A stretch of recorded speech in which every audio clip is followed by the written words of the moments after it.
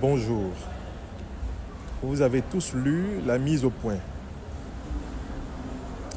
apportée par la brigade anti-sardinard des États-Unis aux propos diffamatoires de M. Patrice Ngana à mon égard. Beaucoup d'entre vous sont intervenus pour me dire qu'au regard de l'importance de la lutte que le peuple camerounais doit mener pour sortir de la dictature de M. Biya, je devais faire l'effort de négliger les attaques collatérales et les mensonges qui sont tout naturellement accumulés sur ce chemin contre des figures qui s'engagent comme moi.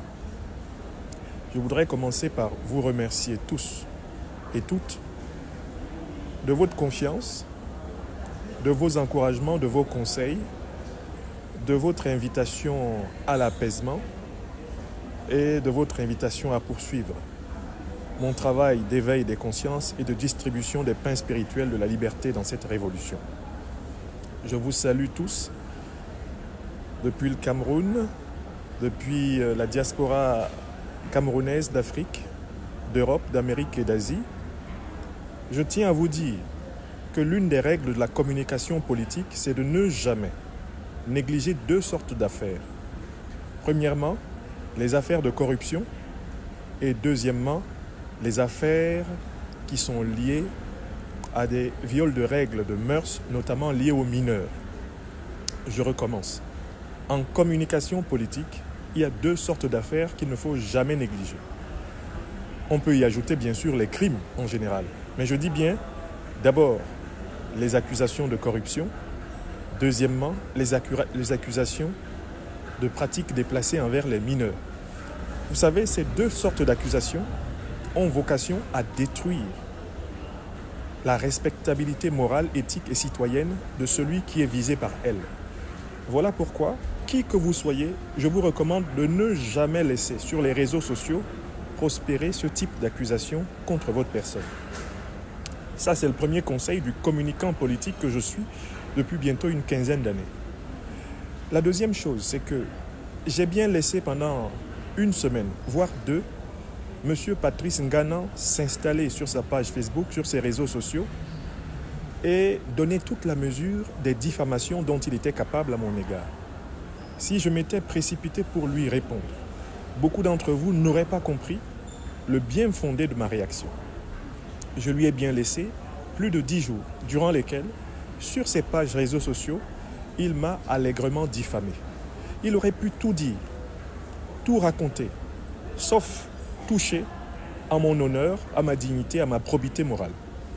Il a affirmé que le MRC du président Maurice Kamto m'a invité au Canada et que dans ces conditions, j'ai bénéficié de paiements, de rémunération du parti ou des cellules du parti du président Maurice Kamto. J'affirme une fois de plus et une dernière fois ici qu'il n'en a jamais été question et que si cela avait été la base de mon déplacement au Canada, par respect pour le peuple camerounais, j'aurais informé, ici même sur ma page Facebook, que le parti du président Maurice Kamto m'invitait à donner une conférence au Canada. Évidemment, quand vous invitez à donner une conférence, vous payez l'avion de l'invité, vous payez son hôtel. Et d'ailleurs, si l'invité vous demande éventuellement une contribution en termes d'indemnité de conférence, vous la payez aussi. Patrice Ngana est bien placé en tant que professeur d'université, en tant qu'écrivain et que conférencier, pour savoir dans quelles conditions on invite des personnalités intellectuelles à travers le monde. Or, je vous le dis, le MRC, et encore moins une cellule du MRC, ne m'a pas invité au Canada. Au Canada, j'ai été invité par une association de Camerounais qui s'appelle Résistance Alberta, basée à Calgary. Cette association m'a invité à donner une conférence.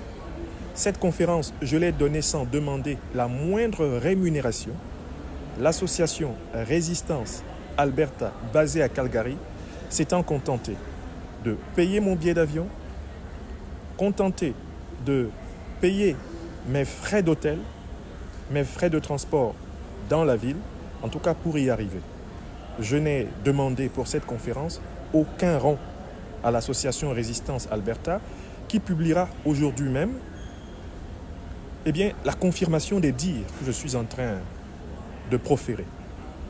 Ça, c'est pour le premier point. Monsieur Nganan s'est permis d'affirmer que j'avais été financé par le parti du président Maurice Kamto ou les cellules de son parti lors de ce voyage. Je dément formellement ces accusations. Et puis, je conclurai ce direct en vous disant pourquoi M. Nganan a eu besoin de mentir sur mon compte. Deuxième affirmation de M. Patrice Nganan, encore trouvable sur sa page. Moi, Franklin Nyamsi-Wa Cameroun, j'aurais été financé par la brigade anti-sardinard des États-Unis pour partir du Canada et venir à Washington où j'ai participé aux travaux de la brigade anti-sardinard et notamment au lobbying pour le Cameroun au Sénat des États-Unis. Je vous le dis solennellement, cette affirmation est fausse. Cette diffamation infamante n'est fondée sur aucune réalité. D'ailleurs, vous pouvez trouver sur ma page Facebook comme sur la page Facebook de la brigade anti-sardinard un démenti en bonne et due forme.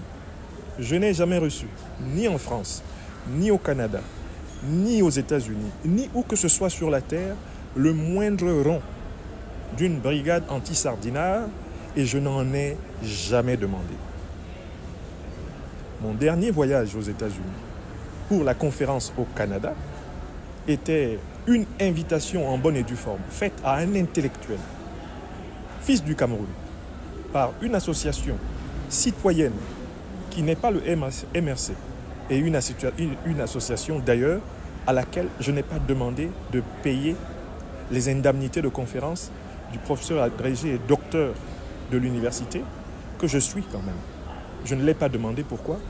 Parce qu'il s'agissait bien sûr de parler du Cameroun, mon pays natal, et que ma contribution à cette occasion, c'était d'apporter mon intelligence et de la mobiliser pour mon pays natal.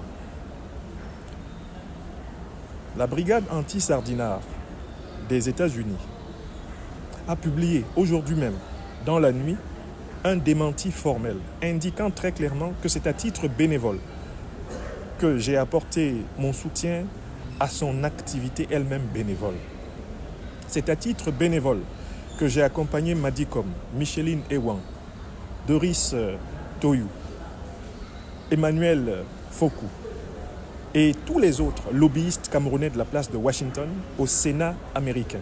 Et nous avons été fort efficaces, vous en avez vu quelques résultats.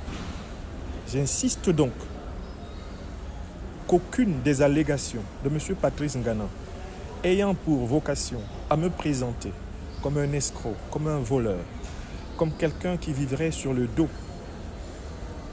des brigades anti-sardinards, brigades citoyennes et bénévoles, qui elles-mêmes ne sont payées par personne, qui se payent d'elles-mêmes, de leur temps, de leur énergie pour résister contre le régime Biya, eh bien, aucune de ces allégations n'est fondée. Je demande solennellement à tous ceux qui veulent la paix dans cette diaspora d'ordonner à M. Nganan de retirer ces affirmations publiquement, immédiatement, solennellement. À la suite de quoi je considérerai le dossier comme clos. Si M. Nganan ne retire pas ces allégations, cette diffamation qu'il a affichée, pour lesquelles les captures d'écran existent, de nombreux témoins existent, s'il ne les retire pas, je le considère à partir de cet instant comme un ennemi de la révolution citoyenne camerounaise.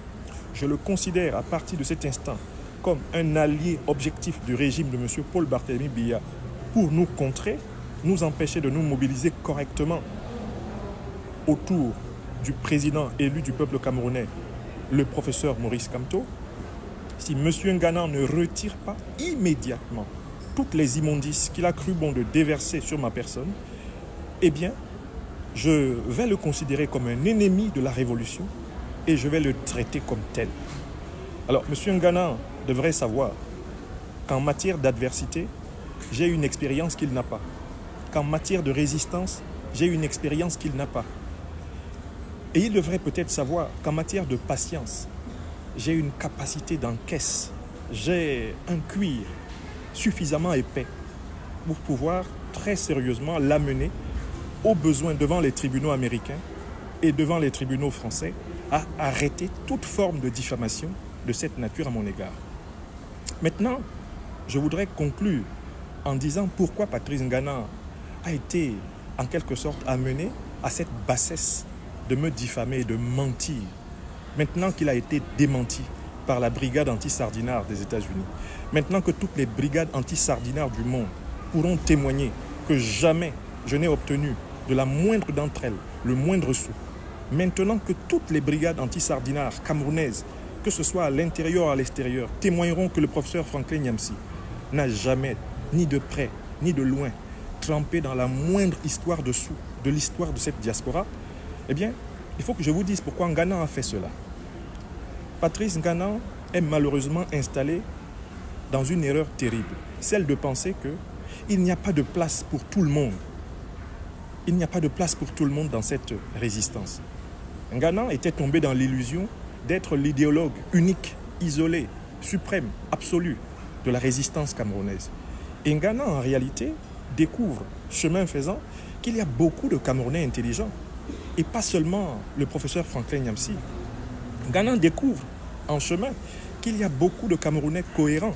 Et pas seulement le professeur Franklin Nyamsi. Ngana découvre, en plein chemin, que toutes les attaques dont il a été responsable, contre Jean-Achille Mbembe, contre Wilfried Ekanga, contre comment il s'appelle, Bibou Nissap, contre le professeur Maurice Kamto lui-même, toutes ces attaques-là sont de trop dans l'histoire de cette révolution et il faudrait maintenant qu'il arrête les frais. Alors, Ngana a tenté de me salir. Pourquoi? Je réponds à cette question et je conclus là-dessus. Il a tenté de me salir parce que j'ai critiqué son tribalisme d'opposition et parce que je l'ai identifié comme aujourd'hui l'idéologue principal du tribalisme d'opposition qui a deux finalités. Première finalité, nuire au président Maurice Kamto en tentant de l'isoler comme étant en réalité lui, le président Maurice Kamto, le président des Bamileke. De telle façon que, ainsi, soit justifiée la thèse du régime infect et abject de Paul Biya, selon laquelle son Excellence Maurice Kamto, notre président, serait le président d'une ethnie camerounaise qui veut prendre sa revanche contre les Betiboulou.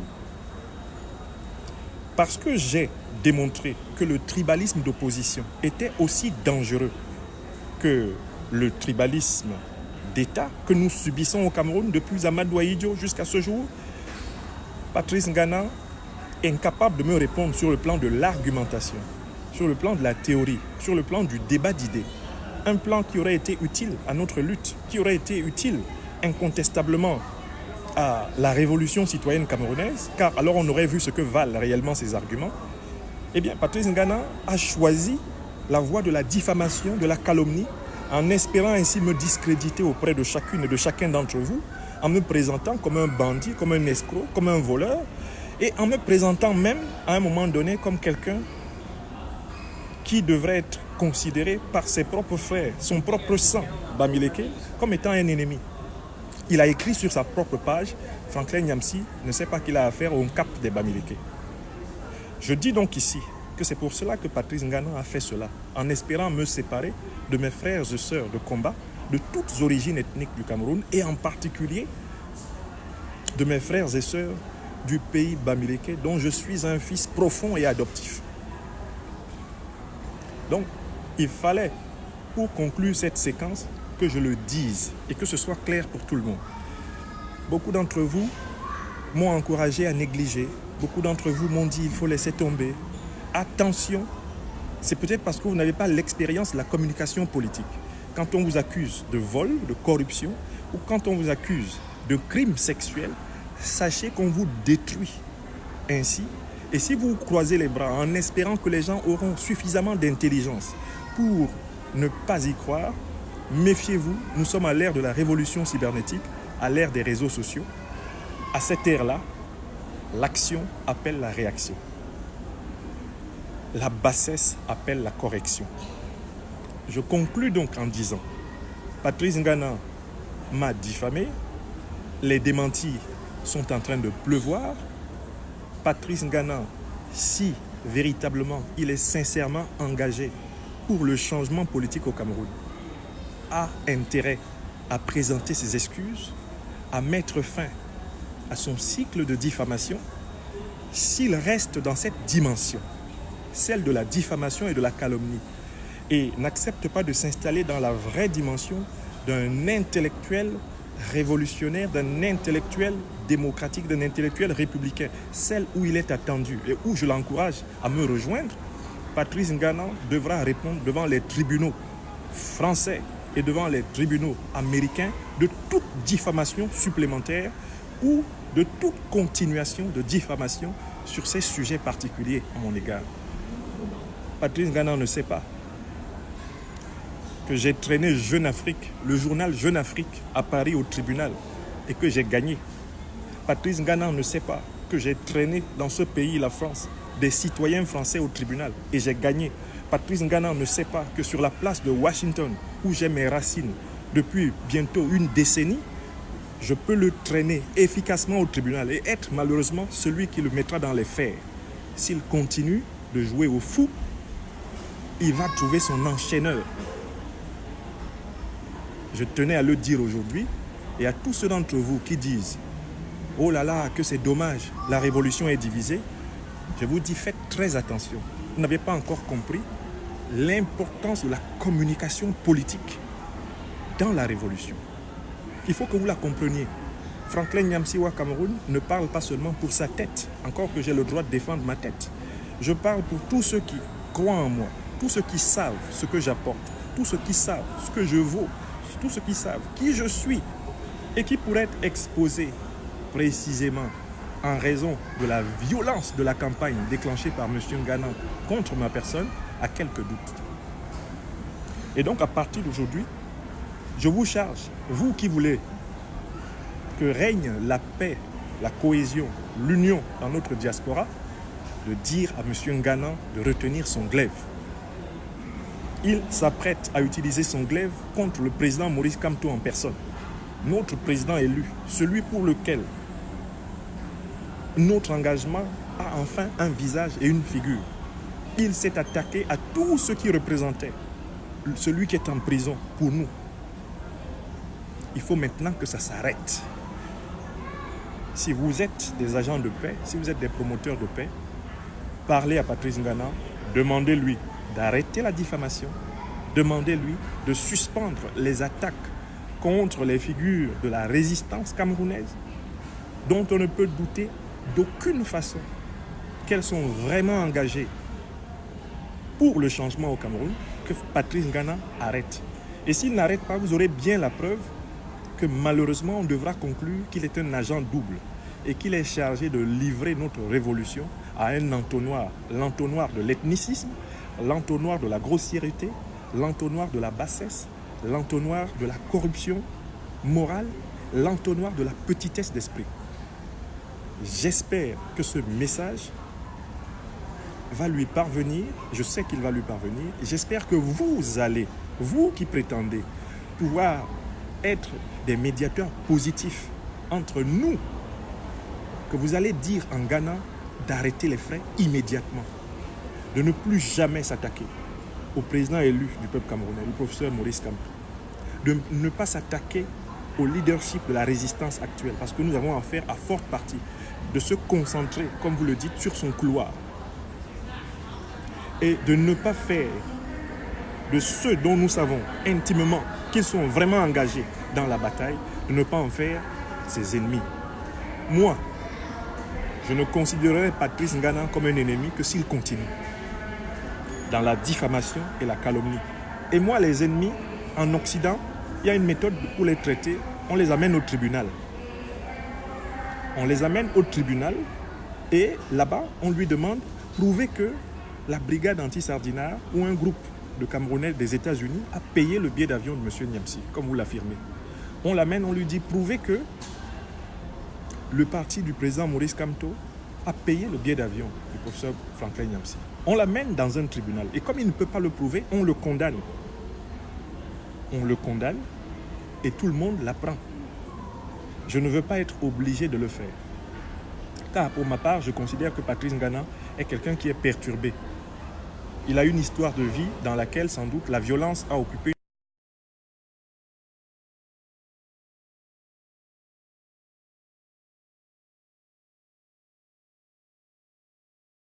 le comprendre. Je suis prêt à comprendre que la violence dans laquelle Ngana a vécu, dans laquelle il a grandi, est soit le facteur qui perturbe ses rapports avec les gens, qui fait qu'il ne soit pas capable d'avoir des relations sociales stables. Je suis tout à fait capable de le comprendre.